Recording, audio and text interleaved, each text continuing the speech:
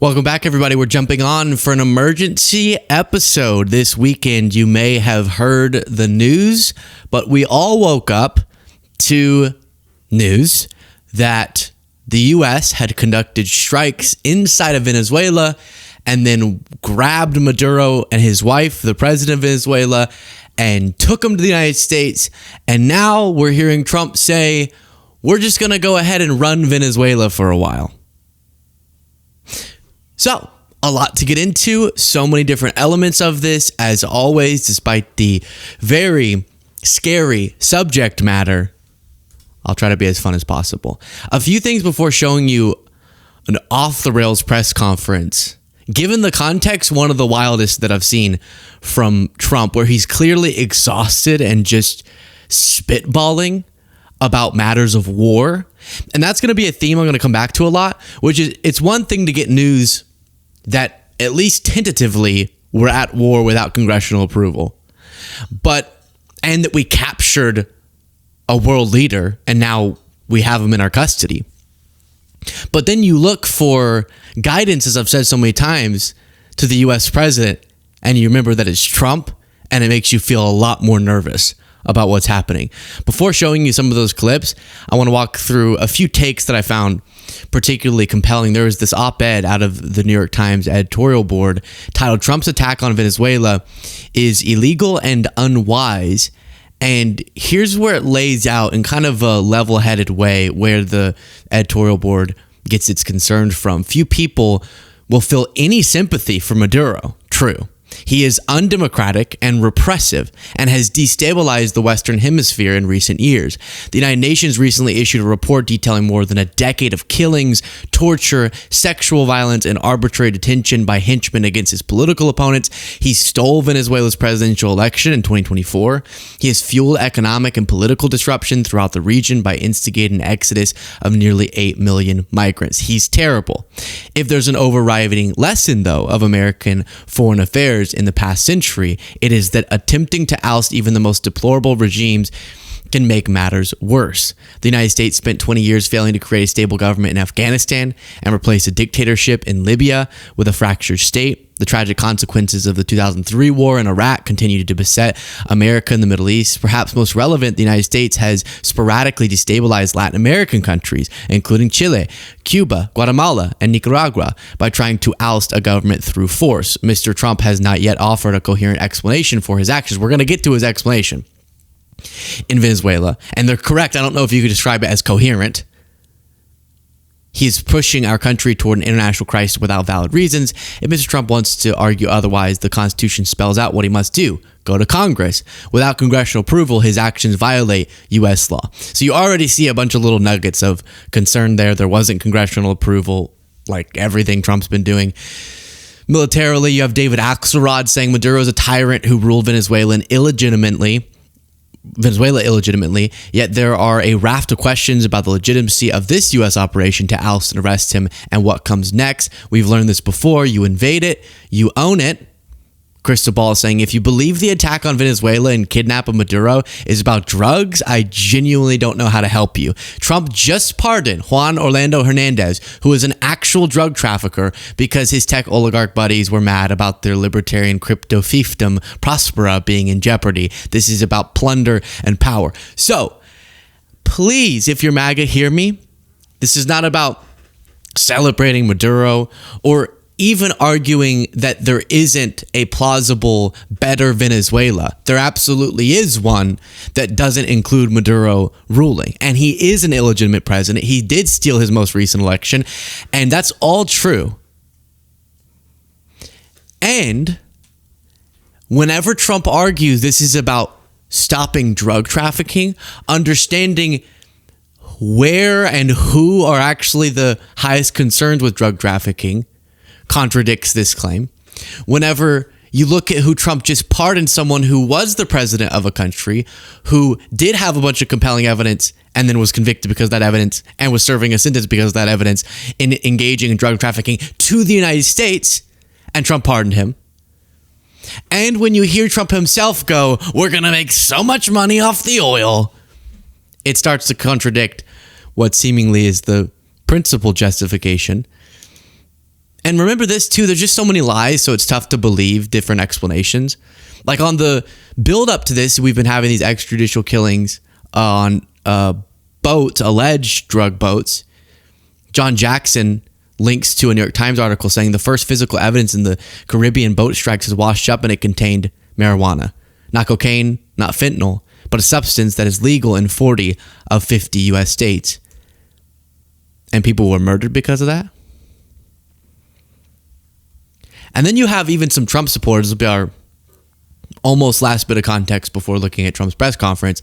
Nick Freitas, that said, I say this with all due respect, and he identifies as a Trump supporter, to Trump. When I thought this was a limited strike to go after Maduro, I was willing to defend it. But now that I hear we will be, quote unquote, running Venezuela, I have some concerns because I've lived at the business end of this kind of foreign policy. He's a veteran, and it didn't work out well. So as a Trump supporter, I'm asking, why are we responsible for ensuring a proper transition takes place in Venezuela? How many troops are we dedicating to that venture? What do we consider a safe, secure, and independent Venezuela to even look like? How do we measure when we have achieved it? How much blood and treasure are we willing to dedicate to this venture? What does the U.S. get out of this? I genuinely want to understand how this is supposed to work. And that's a pretty wise way to articulate it in the sense that we've had much smarter, more well-read in geopolitics, more sounded mind. I always botch the terms that relate to the brain, which never feels good, does it? A brain. I'm very cognitively fine. And Trump has the cognitive problem, not me, him. I'm not cognitively. And all right, soundboard, you're distracting me. And even those past presidents have completely botched regime changes, have completely botched trying to run countries until you can stabilize them, and have been unable often to present to the American people and to Congress a comprehensive plan for what comes next. So if they've failed on that, how good does it make just a random person feel that Trump is the one we're going to trust with this venture? Doesn't make me feel good. I don't think of myself as a random person, but I'm a person. And then his chief of staff just recently in that interview with Whipple said, quote unquote, if we were to authorize some activity on land, then it is war, then we'd need Congress. Well, they didn't get Congress. And finally, I told you I was nervous, and I had a good reason to be, because not only was Trump seemingly intent on this, Maduro was taunting him. Not to war.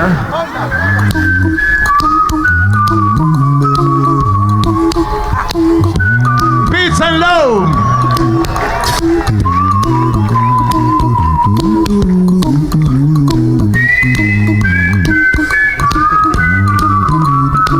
What is happening?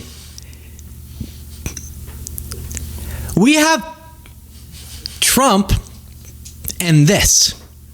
We have Maduro and Trump. I'm nervous.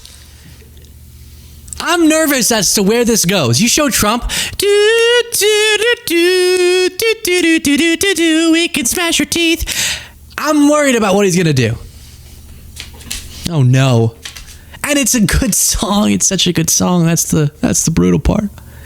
As we continue through this, please do click the subscribe button if you appreciate the show. Right below the video, there's a button that says subscribe. If it still says subscribed instead of subscribed, if it still says subscribe instead of subscribed, then click it. I think it actually ends up saying unsubscribe, you loser. So he was wrong on that. But do click the subscribe button. Here is Maduro in U.S. custody. Here is videos of the strikes. So there were strikes, and then you can see U.S. aircrafts over the skies. Then ultimately, service members ended up finding Maduro in his residence and grabbing him and his wife in the night and taking him. I guess they threw him onto a helicopter, and then that went to a ship. You take that down. So, in a moment like this, the American people are saying, are we at war? And what is happening?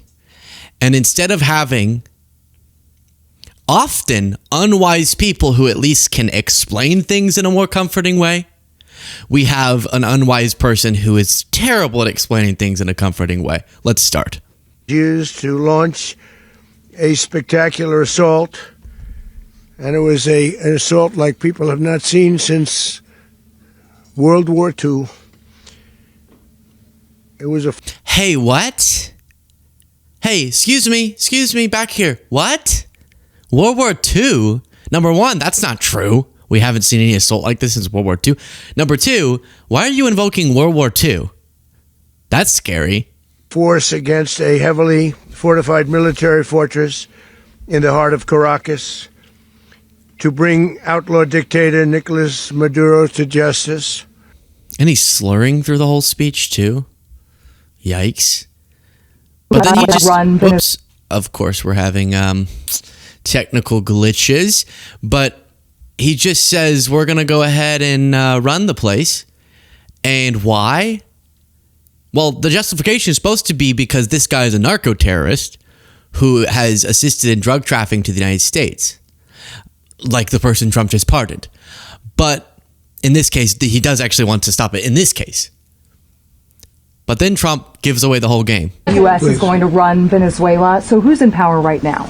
Well, we're going to be running it with a group, and we're going to make sure it's run properly. We're going to rebuild the oil infrastructure, which will cost billions of dollars. It'll be paid for by the oil companies directly. They will be reimbursed for what they're doing, but that's going to be paid. And we're going to get the oil flowing the way it should be. As you know, it was just a minor flow. It was actually a minor flow for what they have. But we're going to run it properly, and we're going to make sure the people of Venezuela are taken care of. We're going to... Ladies and gentlemen of Venezuela, I am here, spokesperson for America, Luke Beasley. Thank you. And I am excited. I here on behalf of the King of America am excited to announce your new president. Donald Trump is, I guess, what he's saying. Then you have this. I mean, he's been indicating this is what it's all about for quite some time, even on the 2024 campaign trail. How about we're buying oil from Venezuela? When I left, Venezuela was ready to collapse. We would have taken it over. We would have gotten all that oil. It would have been right next door. But now we're buying oil from Venezuela, so we're making a dictator very rich. Can you believe this? Nobody can believe it. You know where the oil, their oil is garbage. It's horrible. The worst you can get, tar. It's like tar. And to refine it, you need special plants. So let me just get this all straight. Trump loves Putin, but hates dictators in this context, but was infuriated by the fake claim, from what we can tell, that Ukrainian drones went to kill Putin. If this is our new standard, why don't we let them do that and then we take Russia's oil? I'm not saying we should do that. I'm saying, how do you get it? I don't want it. I'm just saying people are saying we should do that. Not me. The people of Russia, I am here. Please welcome your new president, Volodymyr Zelensky. And then this. The United States military is the strongest and most fearsome military on the planet by far. With capabilities and skills our enemies can scarcely begin to imagine. We have the best equipment. So yes, our military is amazing. I'm sure this operation operationally was brilliant because our military is amazing. How our leaders choose to use it is often not amazing. How Trump tries to explain how amazing it is, and the slurring is not amazing. And then this, he tries to talk about the Monroe Doctrine, and he wants to recoin it the Donroe document. Now, you think I stuttered? That's what he said. Right. Potentially in league with the cartels operating along our border. All of these actions were in gross violation of the core principles of American foreign policy, dating back more than 2 centuries, and not anymore. All the way back, it dated to the Monroe Doctrines, and the Monroe Doctrine is a big deal. But we've Tell us more. Tell us more, Don. superseded it by a lot, by a real lot. They now call it the Donroe document. I don't know. The Donroe document. Oh, gosh. Again, just laughing so we don't cry. If anyone gets on to me about this, I know. But what are we supposed to do with the Donroe document? What are we supposed to do with that? They now call it the Donroe document. I don't know. It's Monroe Doctrine. We sort of forgot about it. It was very important, but we forgot about it. We don't forget about it anymore. I think you forgot about it, or what it was. All right. Then we're just going to keep ticking through some of these key clips. Here we go. We're going to run the country until such time as we can do a safe, proper, and judicious transition. So we don't want to be involved with having somebody else get in, and we have the same situation that we had for the last long period of years. So we are going to run the country until such time as we can do a safe, proper, and judicious transition. And Yikes. Words are very difficult. I do want to skip forward to the opposition leader who rightfully won the last election would presumably be, if we were going to install someone, who would be installed. Trump gets asked about that and is like, nah. Aware of the location of opposition leader Machado, and have you been in contact with her? no, we haven't. No, we haven't. Mr. President, Do you have any hesitations about Machado? Mr. President, on Monday. Oh, I think it would be very tough for her to be the leader. She doesn't have the support within, or the respect within the country. She's a very nice woman, but she doesn't have the respect to be the leader. Doesn't have the respect that I do. Venezuelans love me, just like black women. I see them in MAGA hats. Wow. And then I guess there's like one upside to how much his brain is mushy, which is that he kind of says the things that maybe previous presidents, when they engage in such activity, knew in their mind but didn't say out loud, but Trump just says it out loud. It has killed a lot of people doing just that. The infrastructure is old. It's rotted. Much of it is stuff that we put there 25 years ago. And we're going to be replacing it, and we're going to take a lot of money out so that we can take care of the country. Yeah. Are you saying We're going to take a lot of money out. I guess he's talking about out of Venezuela. And let's see if there's any other notable parts. Oh, a big one, which is he sort of goes, while I'm on the subject, there are some other countries I'm looking into to become the new president of. Now, obviously, I'm saying that slightly as a joke, but he is saying we run it, so kind of. Go ahead. Yeah, is there a message here for Cuba and Diaz-Canel? Well, Cuba is an interesting case. Cuba is, not doing very well right now. That system has not been a very good one for Cuba. The people there have suffered for many, many years. And I think Cuba is going to be something we'll end up talking about, because Cuba is a failing nation right now, very badly failing nation. And we want to help the people. It's very similar in the sense that we want to help the people in Cuba, but we want to also help the people that were forced out of Cuba. And so I just want to say again, regardless of how you feel about this, by Trump's standard, what he ran on, this is a complete violation of his promise. This type of stuff was what he ran against. Us going around the world and deciding what happens in all these different countries through military power. He wasn't someone saying, yeah, that's my foreign policy stance. He wasn't. So this is a big bait and switch. And that's why even many of his supporters are confused. And I read you that one who was going, I was prepared to defend this because I thought it was just to get Maduro, but now I'm hearing that we're going to take over, quote unquote, take over Venezuela. And I could play the compilations, but you remember, no new wars, no longer regime change wars, blah, blah, blah, blah. And then here and there, he would indicate, if I were still in power, we would have taken their oil. But for the most part, that's what so many people who ended up voting for Trump, who maybe were a little hesitant, would say, I just think he's going to be the peace president. I think we're going to stop getting involved in everyone else's affairs. That's what they said. than this. Mr. President, Colombian President Gustavo Petro, a couple weeks ago, he said he's got to watch his ass. And today he said he's not concerned about anything happening to him in the aftermath of this operation. So just what your message is about that. He has cocaine mills. He has factories where he makes cocaine. And yeah, I think I stick by my first statement. He's making cocaine. They're sending it into the United States. So he does have to watch his ass.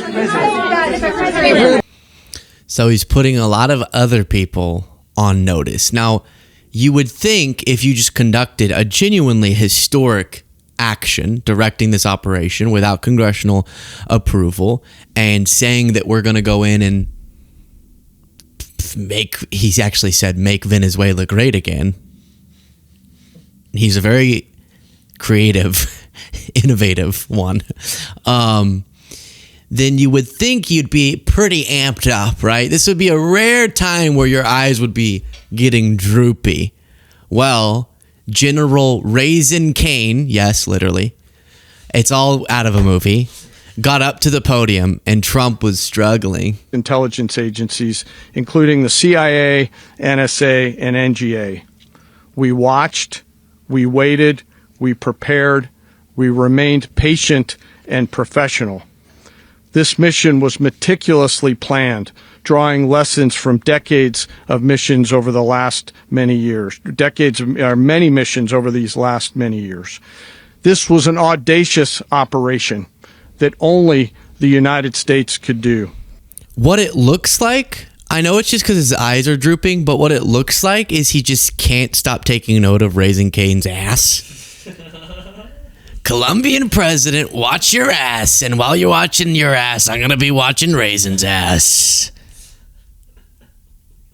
Raisin Cane doesn't eat much Raisin Canes because he keeps it tight. Watch this. Watch this. Operation that only the United States could do. It required the utmost of precision and integration within. Yikes. And then similarly, Trump's face starts to droop. Gravity is a bitch. Readiness. Prepared to Oh, wowza. state of readiness. Prepared to project power, defend themselves, and our interests in the region. This operation is a testament to the dedication and unwavering commitment to justice and our resolve to hold accountable those who threaten peace and stability. In closing, I want to express my heart. Now, of course, this is called, as Trump explained, blinking. This is normal blinking. And we should keep that in mind. Now, when Trump was back up at the mic, the question just kept being, so who's running it? What do you mean we're running? Well, who? Who? Caroline Leavitt is going to go there? The supreme leader of Venezuela? Leavitt? Bobby? People of Venezuela, you have been oppressed no longer. Much like the women before you, I will bless you with my harvest. Open wide. For Maduro. So you can look at, and others, we have fantastic people, including people in the military. So we're going to have a group of people running it until such time as it can be put back on track, make a lot of money for the people, and give people a great way of life, and also reimbursement for people in our country that were forced out of Venezuela.